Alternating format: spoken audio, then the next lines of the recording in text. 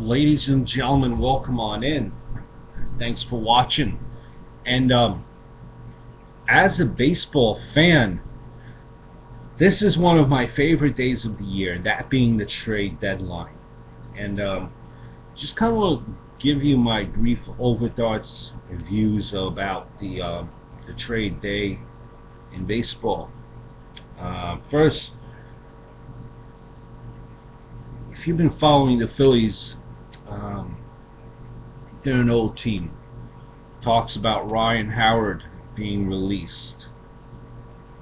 Rumors about Cliff Lee being traded. Cole Hamels, Marlon Byrd.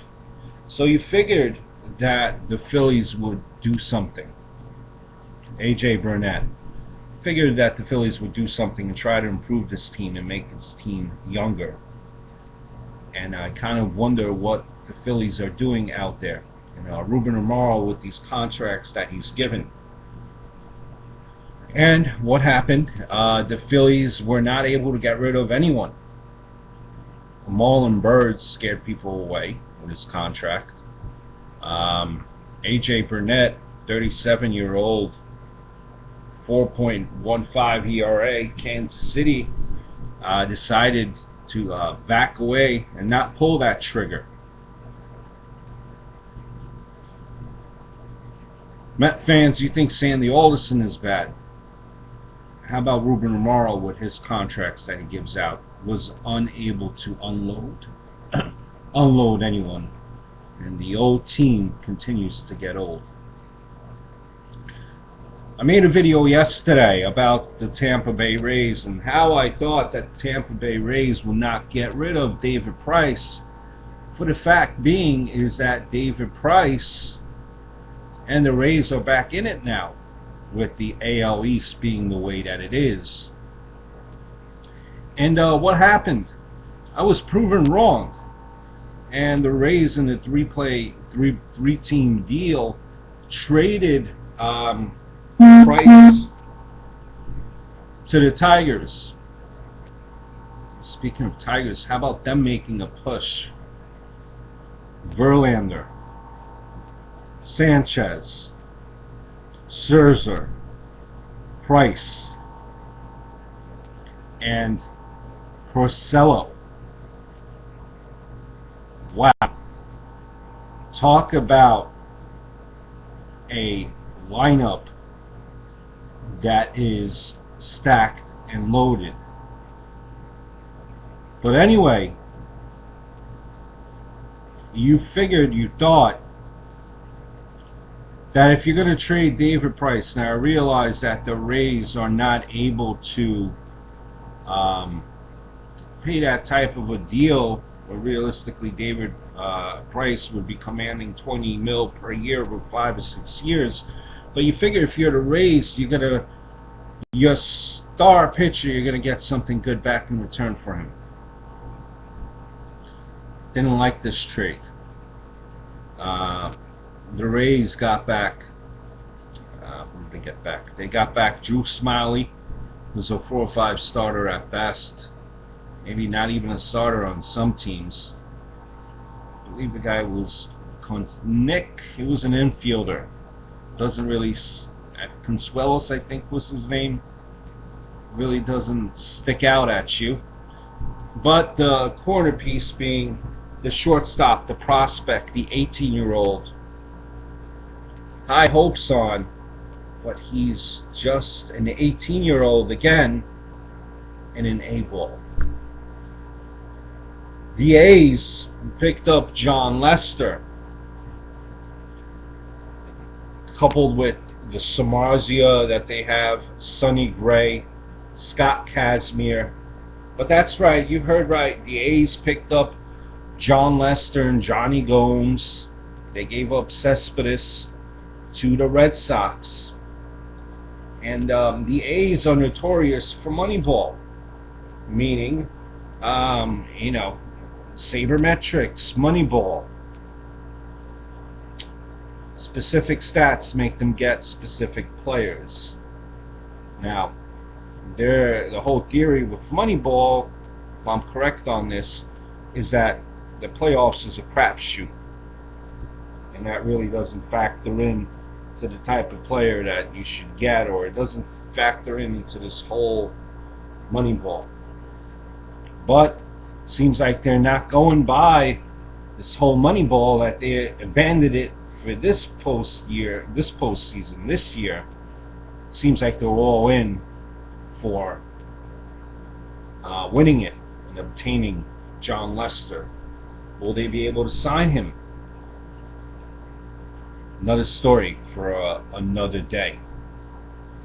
The Yankees, who have lost 4/5 of the starting rotation from the beginning of the year, and they were in talks for David Price, believe it or not, Marlon Byrd, D'Onofrio. They were in a lot of talks for a lot of things, but at the end of the day, really not much has happened. What happened is they picked up Prado, and they picked up Stephen Drew from the Red Sox. Yes, believe it or not, first time the Yankees-Red Sox made a trade with each other since about '97 was Stephen Drew. Stephen Drew not doing anything, he'll be playing second base. Yankees got rid of Brian Roberts. So you think to yourself, really not much happened. How is this team going to be better? Where's the starting pitching? They didn't get Cliff Lee.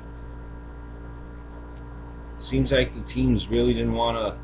They wanted too much from the Yankees, from indication from Cashman.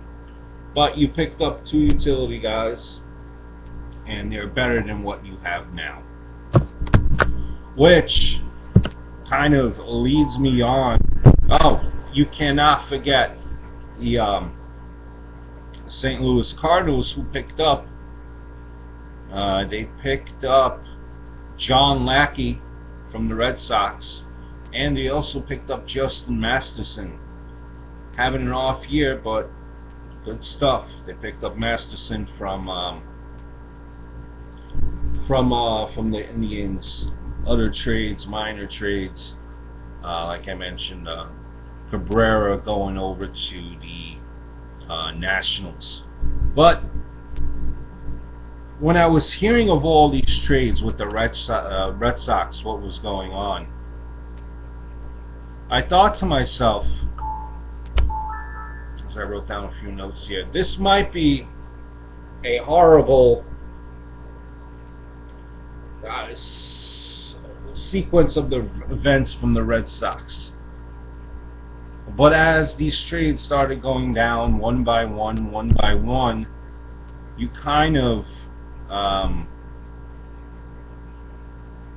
think to yourself that maybe, just maybe, the Red Sox know what they're doing, and this could possibly be strategically where they are lining themselves up perfectly for 2015.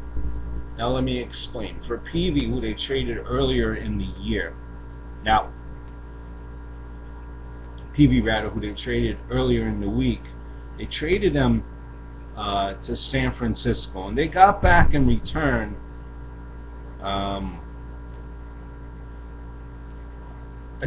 number 56 ranked prospect. I believe his name was Edwin Escobar. I know, a prospect, but 56 ranked potential. In the Lester Gomes deal, the Red Sox picked up Cespedes, who is good through 2015.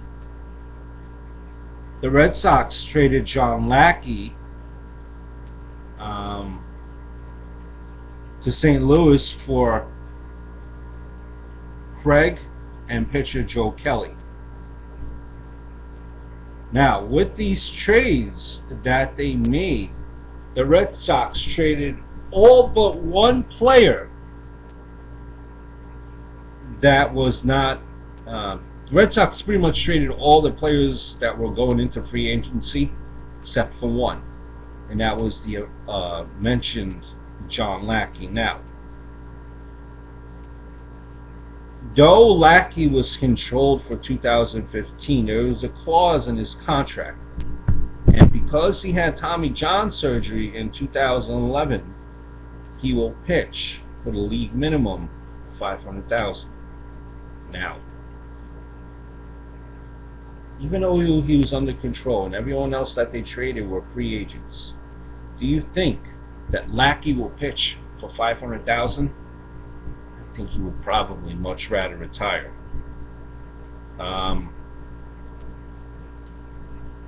Just going back to Cespedes, I like that move now that I think about it. I don't like giving up Lester, but I like Cespedes in the sense that he shores up the outfield position at Fenway.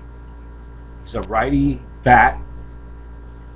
Put him in the middle of the lineup between Ortiz and Napoli. He will light it up. Make a mockery of the monster. Gotta give credit where credit is due sometimes. Craig struggled. He's struggling this year. Okay, but he had 3 good years prior.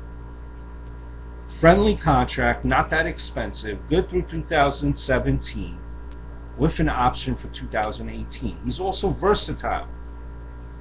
He could play outfield, right field, he could play some first base for you. Although he's not good defensively, he's still a solid player. You picked up Joe Kelly. Don't get me wrong, he cannot replace Lester. But in the same regard, he's a good 4 or 5 pitcher.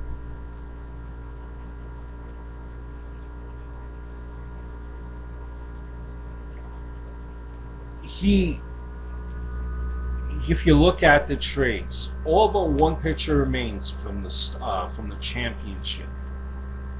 Just 1, Clay Buchholz. But